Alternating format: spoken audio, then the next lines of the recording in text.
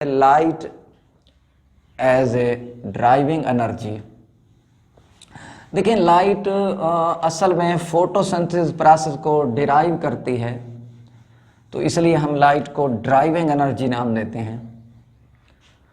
और लाइट जो है ये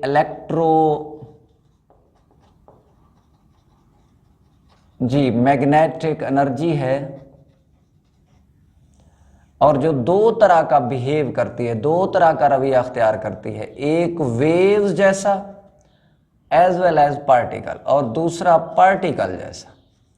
अगर ये पार्टिकल जैसा होगा तो कॉल्ड फोटॉन, हम उसे नाम दे देंगे फोटॉन।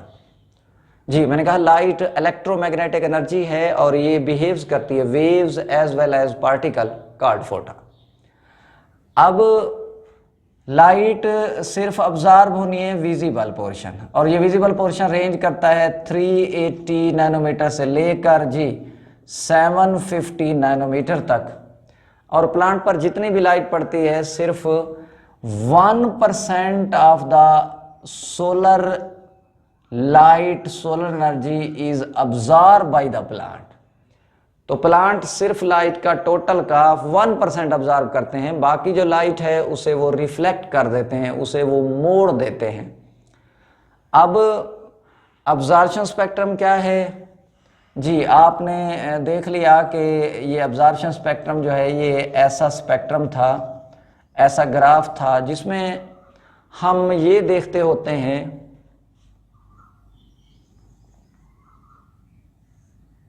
कि कौन सी वेवलेंथ वाली लाइट किस पिगमेंट ने ऑब्जर्व की है। जी ये 400 है, ये 450 है, ये 500 है, ये 550 नैनोमीटर हो गई, ये 600 हो गई, ये 650 हो गई, और ये 700 हो गई, एंड सो ऑन। तो आप देख सकते हैं कि ये मैंने डिफरेंट वेवलेंथ ऑफ लाइट को ड्रा किया है, और इधर इनकी जी अब्जॉर्प्शन है,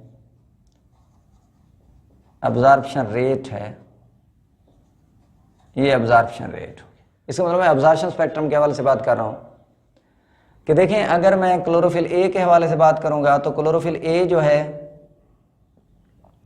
ये जो आमतौर पे लाइट अब्जॉर्ब करते हैं,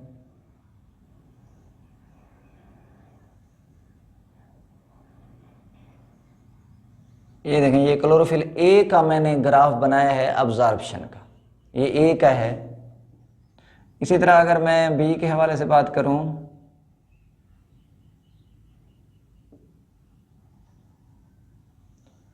तो ये देखें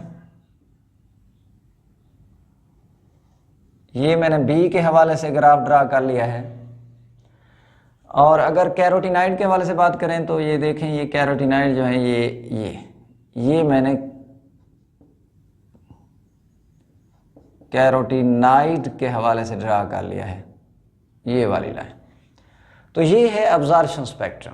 पिगमेंट्स ने लाइट को ज़्यादा ऑब्जर्व किया है, यानी ब्लू रेंज में, यानी 430 में मैक्सिमम है, और इसी तरह आमतौर पे रेड रेंज में यानी 670 रेंज में, तो इनमें मैक्सिमम ऑब्जर्प्शन है। ऐसा ग्राफ जो ये शो करे कि कौन से पिगमेंट ने जी कितनी लाइट ऑब्जर्व की है, तो that is called absorption spectrum. The graph we show the absorption of different wavelength of light by the pigments.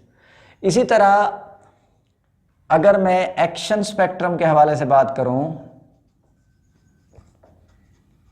तो देखें एक्शन स्पेक्ट्रम क्या है। सबसे पहले इस प्रोसेस को इंगलमैन ने 1883 में डिस्कवर किया था, और उसने वर्क किया था स्पैरोजेरा ग्रीन एल्गा है उस पर काम किया था। उसने क्या किया देखें, ये ग्रीन एल्गा जो था उसको, ये फिलामेंटस होता है, ये पानी के अंदर जो लंबे लंबे आपको ग्रीन कलर के रेशे नज़र आते हैं यही ग्रीन एल्गा है स्पैरोजेरा। ये मल्टीसेलुलर है लेकिन इनके फिलामेंट या सेल्स अलग अलग ऐसे अटैच होते हैं एक फिलामेंट की शक्ल में, अनब्रांच्ड है। बाकी इनके अंदर ये सारे ये जी क्लोरोप्लास्ट हैं, क्लोरोफिल हैं। अब उसने क्या किया कि उसने वहां रेट ऑफ फोटोसिंथेसिस को डिटरमिन किया। तो रेट ऑफ फोटोसिंथेसिस को कैसे डिटरमिन कर सकते हैं? दो चीजों से डिटरमिन करते हैं, या तो रिलीज ऑफ ऑक्सीजन से या अब्जॉर्प्शन ऑफ कार्बन डाइऑक्साइड से। कि जहां से कार्बन डाइऑक्साइड ज्यादा अब्जॉर्ब हो रही है तो आप समझ लेना कि वहां रेट ऑफ फोटोसिंथेसिस भी ज्यादा होगा, या जहां से ऑक्सीजन ज्यादा रिलीज हो रही है तो लाजिम बात है कि वहां रेट ऑफ फोटोसिंथेसिस ज्यादा होगा। उसने क्या किया कि एक प्रिज्म से लाइट को गुजारा तो लाइट के कलर अलग हो गए। ये देखें, उसने 7 कलर जी मुख्तलिफ जगहों पर डाले, यानी मुख्तलिफ कलर की लाइट मुख्तलिफ साइड पर मुख्तलिफ जगहों पर फिलामेंट के डाली। तो इसी तरतीब में ये आमतौर पे ऐसे डिफरेंट वेव लेंथ डिफरेंट जगहों पर पड़े। अब हर कलर ने आमतौर पे मुख्तलिफ तरीक़ों से इफ़ेक्ट किया, क्योंकि वो मुख्तलिफ तरीक़ों से अब्ज़ॉर्ब होता है। तो जिस तरह मुख्तलिफ पिगमेंट जो हैं वो मुख्तलिफ किस्म की लाइट को अब्ज़ॉर्ब करते हैं, इसी तरीके से मुख्तलिफ वेव लेंथ में डिफरेंट वेव लेंथ में रेट ऑफ फोटोसिंथेसिस भी डिफरेंट होता है। तो यहाँ उसने ऑक्सीजन सीकिंग बैक्टीरिया यानी एरोबिक बैक्टीरिया को यहाँ फैला दिया।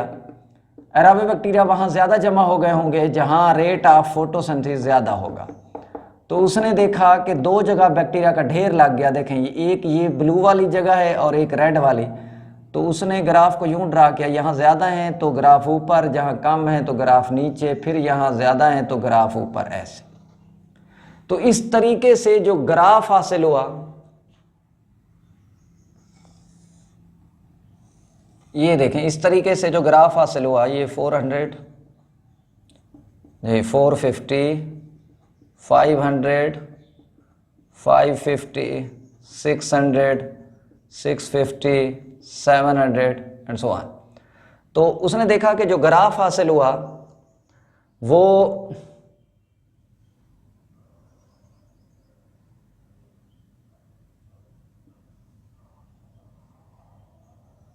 ये देखें इस तरीके से था।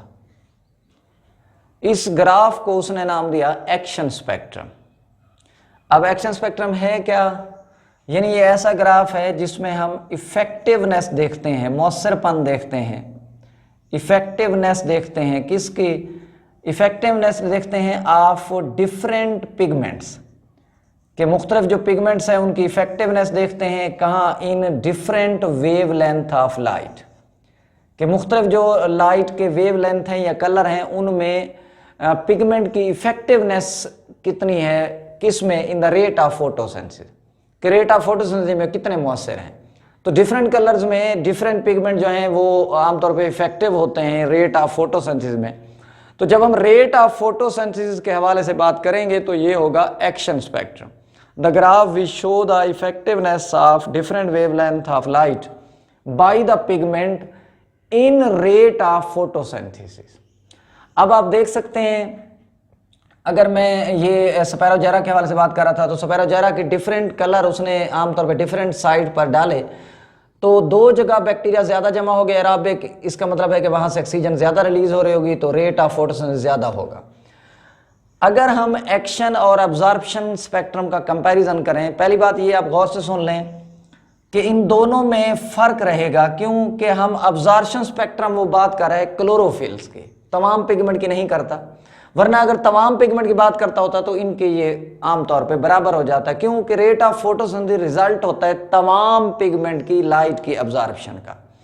तो जब हम एक्शन स्पेक्ट्रम को यानी रेट ऑफ फोटोसिंथेसिस को कंपैरिजन कराएंगे सिर्फ क्लोरोफिल से, तो फिर तो डिफरेंस रहेगा, क्योंकि क्लोरोफिल के अलावा भी तो कैरोटीनॉइड्स पिगमेंट मौजूद हैं जो लाइट अब्जॉर्ब करते हैं, इसलिए सिमिलर भी पॉइंट होंगे, डिफरेंसेस भी होंगे। अगर हम अब्जॉर्प्शन और एक्शन स्पेक्ट्रम को कंपेयर कराएं, मवाजना कराएं, तो आप देख सकते हैं कि अब्जॉर्प्शन स्पेक्ट्रम में देखें 2 पीक्स हैं, मतलब 2 जगह लाइट की अब्जॉर्प्शन ज्यादा है। इसी तरह आप एक्शन स्पेक्ट्रम में देखें कि यहां भी 2 पीक्स हैं, मतलब क्या हुआ कि 2 जगह जी रेट ऑफ फोटोसिंथेसिस ज्यादा है। इसी तरह अगर हम देखें कि अब्जॉर्प्शन स्पेक्ट्रम में एक वैली है यानी वादी है, यानी जहां पे अब्जॉर्प्शन कम है। इसी तरह आप देख सकते हैं कि एक्शन स्पेक्ट्रम में भी एक वैली है, यानी मतलब है जहां पे रेट ऑफ फोटोसिंथेसिस कम है। तो एक्शन और अब्जॉर्प्शन का ये सिमिलर होना ये इंडिकेट करता है कि जो मेन पिगमेंट्स हैं वो क्लोरोफिल हैं, यानी एक्शन का अब्जॉर्प्शन से बिल्कुल मिलना ये इंडिकेट करता है कि मेन फोटोसिंथेटिक पिगमेंट क्लोरोफिल है। अच्छा, आप देखें भाई इनमें आइडेंटिकल नहीं है, डिफरेंसेस मौजूद हैं। वो किस तरह? आप देखें कि यहाँ जो पीक्स हैं ये ज़रा नैरो हैं, यहाँ पीक्स देखें ब्रॉडर हैं। तो एक्शन स्पेक्ट्रम में पीक्स जो हैं ये ब्रॉडर हैं। इसी तरह जो वैली है नॉट डीप, यहाँ देखें डीप आ गई है, यहाँ देखें नॉट डीप, नीचे नहीं है। एंड नैरो, यहाँ ब्रॉडर है, यहाँ नैरो है। तो एक्शन स्पेक्ट्रम में पीक्स आमतौर पे ब्रॉडर हैं और वैली जो है नॉट डीप एंड नैरो। इसका मतलब ये हुआ कि 500 से लेकर 600 तक आप देख सकते हैं यहां light is least observe by the chlorophyll. आप सिर्फ क्लोरोफिल की बात करें, इस लाइन को छोड़ दें, तो क्लोरोफिल ने कम से कम ऑब्जर्व किए 500 to 600 रीजन में। लेकिन अब यहां आ जाएं 500 से 600 में देखें, अब्जॉर्प्शन से तो कहीं ज्यादा है रेट ऑफ फोटोसिंथेसिस। इसका मतलब यह हुआ कि 500 से 600 नैनोमीटर में क्लोरोफिल ने तो लाइट कम से कम ऑब्जर्व की है, यानी रेट ऑफ फोटोसिंथेसिस की निस्बत absorption of light by chlorophyll कम है। तो इससे यह जाहिर हो रहा है कि फिर कोई और पिगमेंट भी पाए जाते हैं जो इस रेंज में लाइट को ऑब्जर्व करेंगे, और वो हम देखते हैं जी, आप देख सकते हैं इस लाइन को। वो कौन से हैं शाबाश? कैरोटीनाइड हैं, जिनकी ऑब्जर्प्शन थोड़ी सी हट जाती है क्लोरोफिल से, अलग हो जाती है। तो फायदा ये हो जाता है कि इस ग्रीन पोर्शन में जो रेट ऑफ फोटोसिंथेसिस इंक्रीज हुआ है वो due to absorption of light by the carotenoids हैं, कि वो कैरोटीनाइड की वजह से लाइट की अब्जॉर्प्शन है। जी, अल्लाह हाफिज़।